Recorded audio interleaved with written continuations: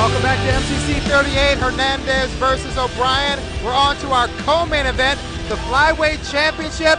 John, I understand there's been a lot of trash talk between these next two competitors about you can't out-wrestle me, yes I can't out-wrestle you, we'll see in the cage. I'll tell you what, Marcus, it has been crazy. Hundreds upon hundreds of posts on the internet, Facebook blowing up, especially this week. Chris Haney took this fight on about 2.5 weeks' notice when Nate's original opponent became injured.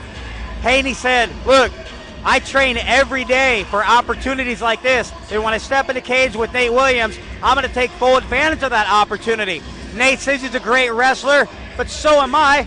My wrestling is going to cancel out his wrestling. Therefore, he's going to be forced to stay on the feet with me and try his luck, and I'm going to bang him out. It appears that he's starting to get in the head of Nate Williams. Nate Williams spent hours virtually defending himself, it seems, on Facebook to a lot of people. It seems that leading up to this fight, last I checked, it was about 50-50 from supporters saying Haney has this, no, Teddy Bear has this, no, Bad Boy has this. It's been crazy. If the fight lives up to the hype, everybody in the crowd is going to get their money's worth. So, Rick, it sounds like the psychological part of this fight is already gone to Haney. I think so. Nate Williams is not really liked in MMA a lot. He talks a lot. He comes across as a bad attitude. But you know what? Nate Williams can fight. He is a great wrestler. He's got great wrestling background. Training with Josh Neer, training with Good. Got good submissions, good submission defense. He's really turned around the last year. If his attitude would change, maybe he'd get some more fans, but you can never count Nate Williams out because he can fight. Nate Williams with the black shorts, Chris Haney, the taller fighter. He's wearing the looser shorts. Nate Williams, the shorter fighter, wearing the tighter shorts with green on them. Now they do touch hands. Nice front kick attempt by Haney. Low kick by Chris Haney. High kick and some hands by Haney. Uh-oh. Uh-oh. Wow. Haney locks in a guillotine right up. And with no sweat involved, this could be a factor. Hard to see from this angle. Yes, it is. Very hard to see. That was a fast sprawl by Haney. He definitely has some wrestling back. Yeah, absolutely. Williams went to shoot. Haney sprawled. Haney on top. I can't tell what he has under there. It's hard to see from this angle. Whatever it was, looks like he let it go, Marcus. In a cradle position, just a simple wrestling cradle position. Nate's doing a good job digging. Uh-oh. Now he's in a guillotine. And if he gets that arm in, he's in trouble, isn't he? Nate's doing right. Nate's bossing up, doing a good job. Gonna be hard to finish that arm and guillotine from that position.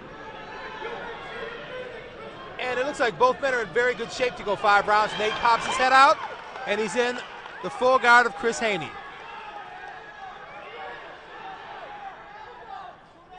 Haney, the taller, lankier fighter, is able to it looks like he started to figure 4, his legs across the back. Nice double punch by Nate Williams. Getting those legs up in the air. Now side control for Nate Williams. Haney is very lengthy, but it does need to swim back to guard. You do not want a little bulldog like Nate Williams inside control on you.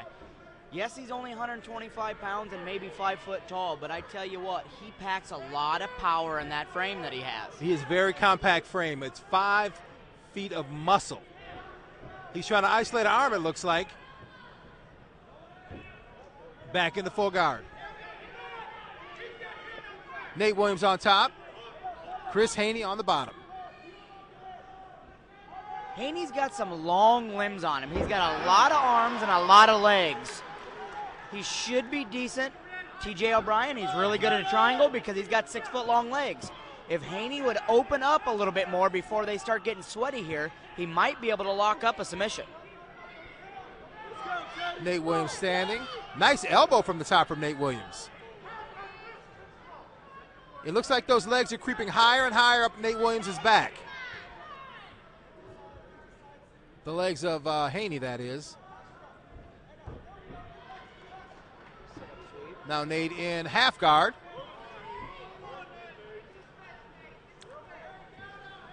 Haney went for that guillotine, which very well could be his go-to position. Nate Williams trying to take the back of Haney. And looks like he's... Williams goes to take the back, riding a little high. He had his hooks in. Now it looks like he's got some kind of choke there. He's pushing it. Going for a head arm choke. He's got a minute and a half left to see if he can finish this off from this position. Haney's hanging in there. What does Nate need to do to finish this? He needs to keep grinding on that. He needs to make sure that he pushes the fist away from the temple, and that's really what's holding Haney in there. If he gets that so it's only arm and head, that's really going to make it tight. He's trying to hang in there, and Haney's Haney out. Nate Williams in side control.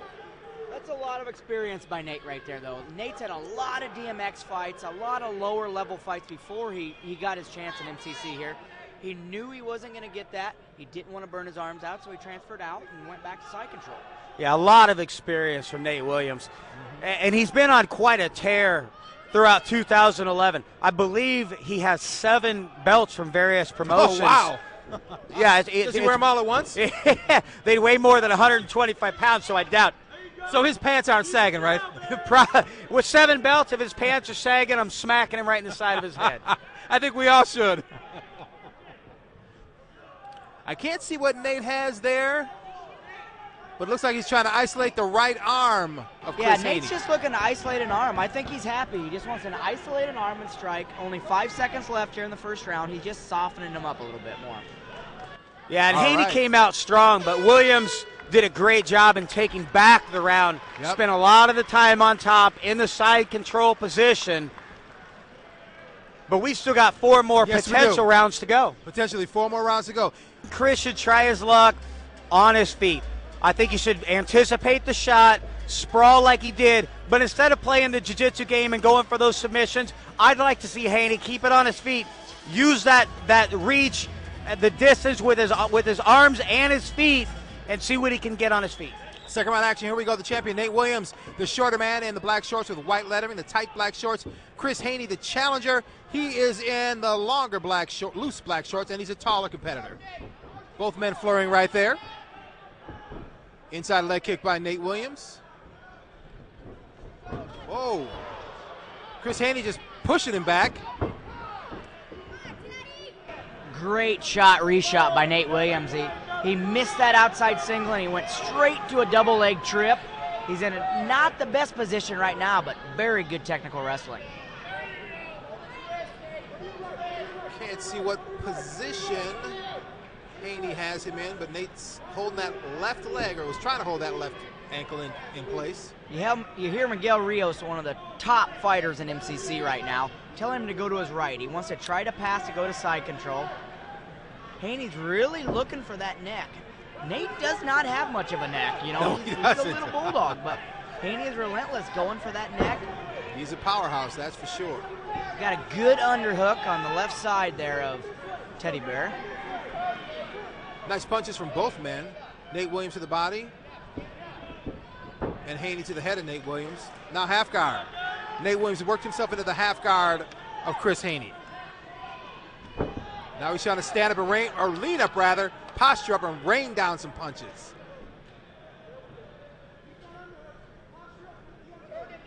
Looks like he's trying to work that left leg free if he can. Nice elbow from the top. Good ground and pound here by Teddy Bear. Teddy Bear's Hammer fist. happy just to lay on him and soften him up with some strikes. He knows this fight could go 25 minutes, so he's not wasting any energy on any flurries, anything like that, unless he knows that he can hit him. And it looks like he has side control right there for Nate Williams. And that's where he found most of his luck in the first round, so he's going right back to it.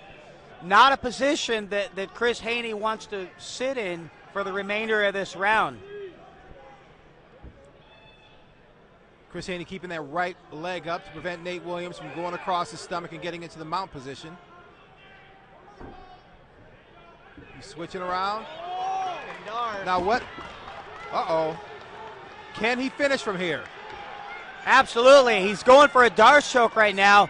And the and tap. it looked. And he got the tap. Nate Williams, defending champion. He defended his belt. He's on top of the cage. Nate Williams defends his flyweight championship. Now, Rick, one thing I noticed, Nate Williams felt the tap and he dropped off, but I don't know if the referee saw that tap because it was facing us. The referee was on the other side. Do you wait until the ref stops it, or when you feel that tap, do you let go? You always wait till the ref stops it. You're never going to get me to stop a fight unless the ref pulls me off him. Nate did a good job transferring to that Darce choke. Great chain wrestling, great ground fighting, transferred excellent to that Darce and finished this fight. All right, Sean T has the official call to the end of this fight. 2 minutes and 33 seconds in round number 2. By Darce choke and still MCC Flyweight Champion Nate Teddy Bear Williams. Nate Teddy Bear Williams defends his flyweight belt. We're back with the interim lightweight championship. Alan Hernandez and TJ O'Brien coming up. You're watching MCC 38.